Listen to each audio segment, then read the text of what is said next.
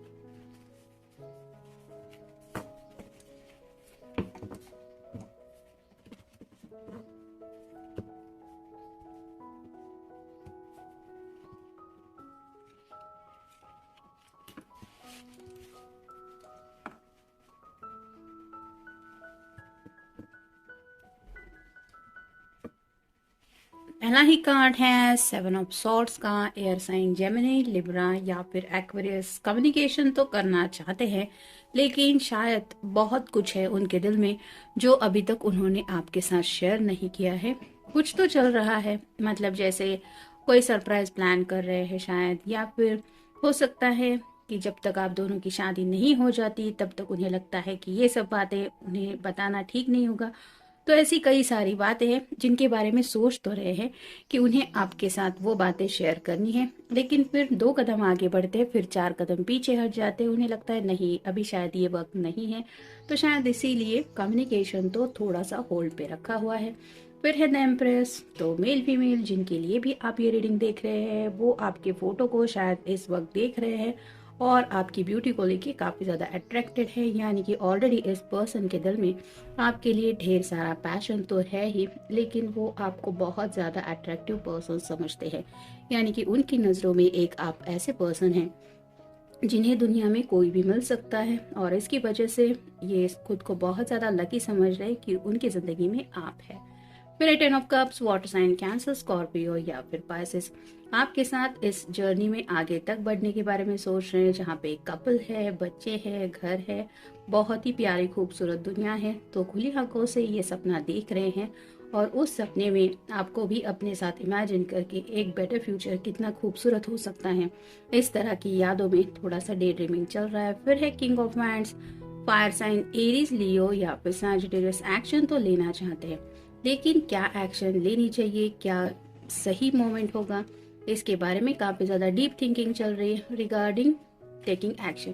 तो ऐसी एक्शन लेना चाहते हैं जिसकी वजह से शायद इस 10 ऑफ कप में जाने से अब उन्हें कोई नहीं रोक सकता। नेक्स्ट है 2 ऑफ सॉर्ड्स। यहाँ पे भी एयर साइन है, जेमिनी, लिब्रा या फिर एक्वेरियस। यहाँ पे भी खुद के दिल को रोक रहे हैं कम्युनिकेशन करने से।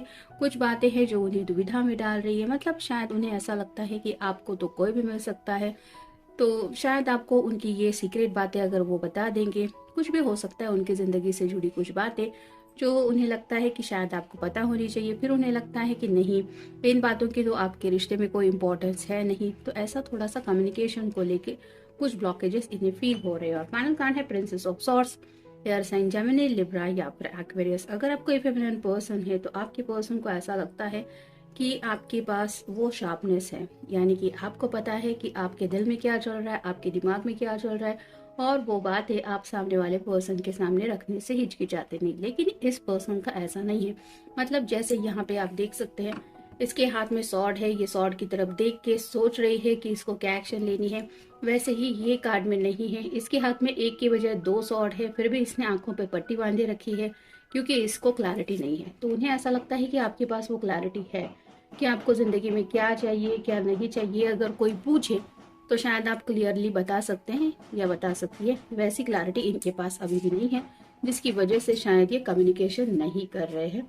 ये कुछ भी हो सकता है, आपकी लव लाइफ को नेक्स्ट लेवल तक ले जाने के बारे में हो सकता है, आपकी खूबसूरती के बारे में हो सकता है, या फिर इनकी नज़रों में ये आपको कितना अच्छा इंसान समझते हैं, ये भी शायद उनको बोलने में ब्लॉकेजेस आ रहे हैं। कुछ लोग दिल से सोचते तो बहुत ज़्यादा है, लेकिन जुबान से वो बातें बयान नहीं कर पाते। हर एक ज़ोडिएक का अपना अपना नेचर होता है, और ऐसा नहीं होता कि मान लीजिए जैसे 1000 लोग लियो राशि के हैं, मतलब सिंह राशि है उनकी, तो सबका नेचर सेम ही रहेगा, ऐसे नहीं।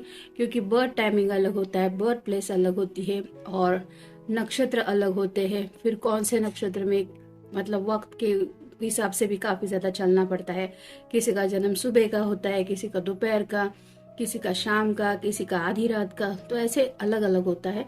और हर एक का नेचर भी उसके ऊपर ज़ोडिएक डिटेल्स के ये डिपेंड रहता है कि उसमें कुछ ना कुछ चेंजेस देखने को मिलते हैं। ऐसा नहीं है कि सभी राशि के सभी लोग एक जैसे ही होंगे, मतलब सब कुछ उनके अंदर क्वालिटीज वैसी हो।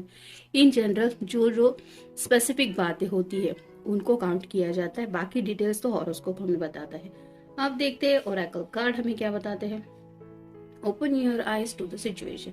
तो राइट नाउ उनके सामने जो सिचुएशन है उसको ये देखने की कोशिश कर रहे हैं, यानी कि जैसे मान लीजिए आप दोनों एक दूसरे से प्यार करते हैं, लेकिन कुछ बातें हैं जो उन्हें सॉर्ट आउट करनी पड़ रही है अगर उन्हें जिंदगी में आगे बढ़ना है। तो वो सिचुएशन क्या है, इसको फेस करने के बारे में ये सोच रहे हैं, या फिर उस सिचुएशन के बारे में एक पॉइंट ऑफ व्यू बना रहे हैं। Choose wisely. तो डिसीजन मेकिंग तो कुछ चल रहा है, यानी कि नए साल में कुछ एक्शन तो लेना ही चाहते हैं, लेकिन जो एक्शन लेनी है वो सोच समझ के लेने के बारे में ये काफी ज्यादा डीप थिंकिंग कर रहे हैं। Have a faith in yourself. जैसे 10 ऑफ कप के सीधे ही ऊपर ये कार्ड आया है, तो उन्हें अपने आप पे एक भरोसा है। मतलब जब कोई किसी से प्यार करता है तो सामने वाले पर्सन के लिए हम क्या फील करते हैं ये तो हमें पता होता ही है, लेकिन उस प्यार को लेके हमें एक यकीन दिल से महसूस होता है कि हाँ, हम इस प्यार की मंजिल को पा चुके हैं, या फिर हमारा 10 ऑफ कप की एनर्जी में पहुंचना निश्चित है। तो इस तरह की एनर्जी में ये सोच रहे हैं कि उन्हें भरोसा तो है कि आप दोनों इस एनर्जी में तो पहुंचेंगे ही। मतलब जो भी मुश्किलें आ रही है रास्ते में, फिर भी उन्हें भरोसा है कि आप दोनों इस मंजिल पे जरूर रीच आउट होंगे एक साथ। फिर time to be in charge. जैसे इस कार्ड के बिल्कुल ही ऊपर आया है, तो अपनी जिंदगी का जो फैसला है वो खुद लेना चाहते हैं, यानी कि हालात चाहे जो भी हो, अगर उनका सामना करना है तो क्या करना है ये एक्शन प्लान इन्हें बनाना होगा।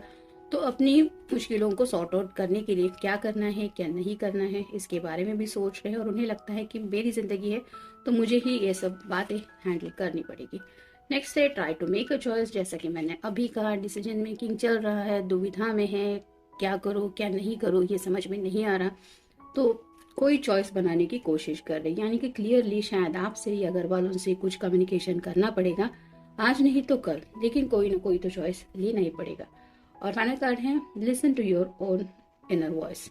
जैसे आपको पता है कि आपको जिंदगी में क्या चाहिए, वैसे ही ये पर्सन भले ही कंफ्यूज लग रहा हो, लेकिन इन्हें भी पता है कि इन्हें जिंदगी में क्या चाहिए। जैसे यहाँ पे बिल्कुल ही ऊपर कार्ड है 10 ऑफ कप। उन्हें अगर ये खुशियाँ चाहिए ही, या फिर उन्हें आपके साथ ही जिंदगी में इस खुशियों को पाना है, तो ये बातें तो उनका दिल उन्हें बताता ही रहता है। इसलिए उन्हें जस्ट सुननी है तो अपने दिल की आवाज़, और शायद उसी आवाज़ को थोड़ा ये इग्नोर करने की कोशिश कर रहे हैं, जिसकी वजह से थोड़ा सा ये दुविधा में है।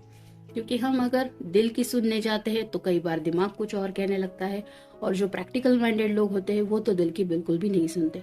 उनको ऐसा लगता है कि दिल की जज्बात होने, मतलब जज्बाती होने की कुछ ज़रूरत है नहीं, प्रैक्टिकलिटी से दुनिया चलती है, हमें पैसा बैंक बैलेंस, ये सब करियर, ये सब सोच समझ के आगे बढ़ना चाहिए। मतलब कुछ कपल तो ऐसे होते हैं बिल्कुल भी एक दूसरे के साथ मैच नहीं होते, ना तो उनकी पर्सनालिटी मैच लगती है, ना उनका करियर मैच होता है, फिर भी समझ में आता है कि दोनों में से कोई तो एक बहुत ज्यादा रिच है, जिसकी वजह से ये दोनों एक दूसरे के साथ है। जो रियल खुशियां दिखती है ना, मतलब छोटा सा एक कपल, एक घर हो लेकिन वहां पे भी प्यार से लोग रहते हैं अपने प्यार की छोटी सी दुनिया में, वैसी खुशियां इन लोगों के चेहरे पे नहीं दिखाई देती जो बहुत ज्यादा प्रैक्टिकल माइंडेड होते हैं। क्योंकि बाकी सब तो पैसा वगैरह तो वो हासिल कर लेते हैं, लेकिन कहते हैं ना कि जैसे हम दुनिया में खाली हाथ से आए थे और जाते वक्त भी हमें कुछ भी नहीं लेके जाना है, जिससे हम बे इंतहा प्यार करते हैं। जैसे हमारे पेरेंट्स हो, हमारे घर के बाकी लोग हो जिनकी शादी हो गई है, उनके बच्चे हो, या फिर पति हो, पत्नी हो, जब वक्त आता है तो सब कुछ छोड़ के जाना होता है। और जब तक दिल इस बात को एक्सेप्ट नहीं करता कि प्यार से बड़ी कोई दौलत है नहीं इस दुनिया में, मतलब वो प्यार का एक खजाना ऐसा होता है जो जीते जी आप जितना पाले उतना कम होता है। क्योंकि वही यादें होती है जो हम दिल में संजो के रखते हैं। हमारे मुश्किल वक्त में भी हमें एक हौसला मिलता है उन्हीं यादों की वजह से, या फिर उसी प्यार की वजह से हम उन बातों को फेस कर पाते हैं, चाहे कितनी भी दिक्कतें क्यों ना आ रही हो उस सफर में। वैसा पैसों का नहीं होता। जैसे किसी के पास ढेर सारा बैंक बैलेंस है लेकिन 2 पल के लिए उसकी आंखें पोंछने वाला भी वहां पे अगर कोई नहीं है, तो उस प्यार का कोई मतलब नहीं बनता। जैसे अभी कोविड की फेज में कई सारे ऐसे लोग थे जिनके बच्चे पढ़ने के लिए या फिर जॉब के लिए आउट ऑफ इंडिया है, और वो बेचारे पेरेंट्स, मतलब काफ़ी बुजुर्ग लोगों को भी देखा तो उनके लास्ट मोमेंट तक भी कुछ भी उनके रिश्तेदार उनके साथ नहीं थे, या फिर उनको सहारा देने के लिए, उनको हॉस्पिटलाइज करने के लिए भी कोई नहीं था।